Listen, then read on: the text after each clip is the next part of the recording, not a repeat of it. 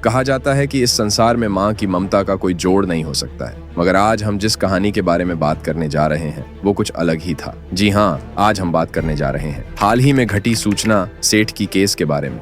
एक माँ जो अपने 4 साल के मासूम बच्चे की जान सिर्फ इसलिए ले लेती है कि उसके बच्चे की शक्ल उसके पति से मिलती थी। ये घटना इतनी ज्यादा दर्दनाक है कि जिसे सुनकर आप भी अपनी आंखों से आंसू नहीं रोक पाएंगे। तो क्या था इस खौफनाक हत्याकांड के पीछे का पूरा सच, और आखिर एक पत्नी को अपने पति से ऐसी भी क्या दुश्मनी आन पड़ी कि जिसकी सजा उसके बच्चे को चुकानी पड़ी। चलिए जानते हैं सिलसिलेवार तरीके से आज के इस नए क्राइम वीडियो में। और हाँ, अगर आपने अभी तक हमारे इस चैनल को सब्सक्राइब नहीं किया है तो जरूर से कर ले, क्योंकि हमारे वीडियो बनाने का मकसद सिर्फ व्यूज लाना और पैसे कमाना नहीं है, बल्कि हमारा मकसद दुनिया में हो रहे सभी घटनाओं से आपको अलर्ट करना है। इस घटना की शुरुआत होती है गोवा के कलंगूट बीच के पास मौजूद सोन बनियान ग्रैंड सर्विस अपार्टमेंट होटल से, जहां सूचना सेठ अपने 4 साल के बेटे के साथ ठहरी हुई थी। सूचना ने ये होटल पिछले ही दिनों 6 जनवरी से लेकर 10 जनवरी तक के लिए बुक किया था, मगर अचानक सूचना सेठ 7 जनवरी 2024 की रात लगभग 1 बजे ही इस होटल को छोड़ देती है।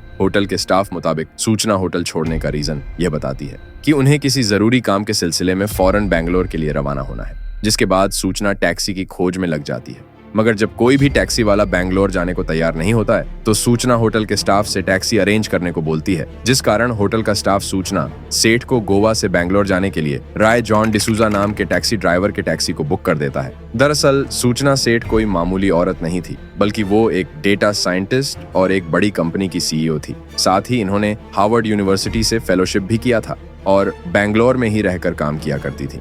अब कहानी में आगे रात के लगभग 1 बजे सूचना सेठ taxi driver Roy John D'Souza के साथ बेंगलुरु के लिए रवाना हो जाती है। अभी तक तो सब कुछ सही चलता है। जैसा कि आप लोग जानते ही होंगे, जब कोई गेस्ट होटल से निकल जाता है तो अगले गेस्ट के लिए उस होटल के कमरे की साफ सफाई की जाती है। तो इसी तरह जब सूचना सेठ होटल से निकल जाती है तो होटल का सफाई कर्मी उनके कमरे में कमरे की साफ सफाई करने के लिए चला जाता है। सफाई कर्मी कमरे की साफ सफाई कर ही रहा होता है कि तभी उसकी नजर बेड के पास फर्श पर पड़े खून के लाल धब्बों पर पड़ती है, जिसके बाद कर्मचारी देरी न करते हुए इसकी खबर होटल के मैनेजमेंट को दे देता है और थोड़ी ही देर में मैनेजर कुछ स्टाफ के साथ उस कमरे का जायजा लेने उसका कमरे में पहुंच जाता है और रूम का जायजा लेने के बाद कलंगूर पुलिस स्टेशन में इसकी खबर दे दी जाती है। अब पुलिस भी वहां पहुंचकर अपने टीम के साथ उस कमरे की जायजा लेती है और कमरे में मौजूद सभी तथ्यों को इकट्ठा करने के बाद होटल के सभी सीसीटीवी कैमरों से सूचना सेठ की सभी फुटेज इकट्ठा करती है, जिससे कलंगूर पुलिस को हैरान करने वाले खुलासे होते हैं। सीसीटीवी कैमरे में दिखता है कि सूचना जब होटल के अंदर दाखिल होती है तो उनका 4 साल का बेटा उनके साथ था, मगर जब रात के 1 बजे सूचना होटल को छोड़ती है तो वो सिर्फ अकेली थी।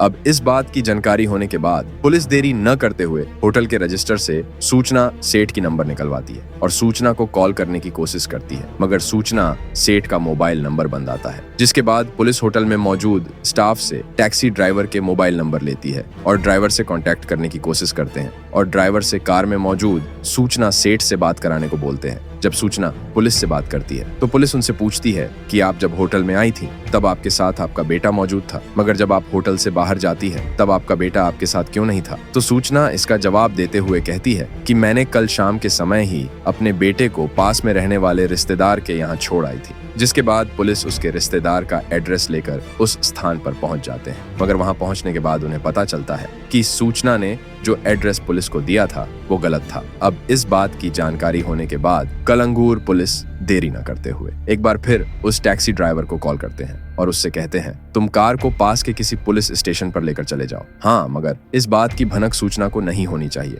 टैक्सी ड्राइवर अब पुलिस के मुताबिक सूचना को बिना बताए कार को लेकर कर्नाटक के चित्रदुर्गा इलाके में मौजूद अमंगला पुलिस स्टेशन में पहुंच जाता है और फिर ड्राइवर कार से उतरकर पुलिस स्टेशन के अंदर चला जाता है और गोवा पुलिस की बात अमंगला पुलिस स्टेशन में कराता है। गोवा पुलिस अमंगला पुलिस से कार में मौजूद सूचना सेठ के तलाशी लेने का ऑन ऑर्डर देती है, जिसके फौरन बाद अमंगला पुलिस सूचना के सभी सामान की तलाशी लेना शुरू कर देती है, जिसमें पुलिस को हैरान करने वाले खुलासे होते हैं। अमंगला पुलिस को सूचना सेठ के ट्रॉली बैग से एक 4 साल के बच्चे की शव बरामद होती है। इसके बाद पुलिस उस बैग और सूचना सेठ को अपने कब्जे में ले लेती है और फिर सूचना से पूछताछ शुरू करती है। सूचना पूछताछ में बताती है कि वो बच्चा मेरा ही है, मगर इसकी हत्या किसने की है ये मुझे नहीं पता। अब इसकी खबर गोवा पुलिस को भी दे दी जाती है, जिसके बाद गोवा पुलिस की एक टीम कर्नाटक पहुंच जाती है। जिसके बाद कर्नाटक पुलिस सूचना सेठ को कोर्ट के फैसले के मुताबिक पुलिस रिमांड में भेज दिया जाता है और पुलिस बच्चे के शव को पोस्टमार्टम के लिए भेज देती है और सूचना सेठ से पूछताछ शुरू करती है। पुलिस सूचना सेठ से इस घटना का कारण जानने की बहुत कोशिश करती है, मगर सूचना अपने बयान में सिर्फ यही कहती रहती है कि उन्हें नहीं पता कि उसके बेटे की हत्या किसने की है। सूचना पुलिस से बताती है कि जब सूचना सोने जा रही थी तब उसका बच्चा खेल रहा था, मगर जब वो उठती है तो उनका बच्चा मरा हुआ मिलता है। पुलिस सूचना से सच जानने की बहुत कोशिश करती है, मगर सूचना हर बार यही रट्ट लगाई रहती है कि उसे कुछ नहीं पता।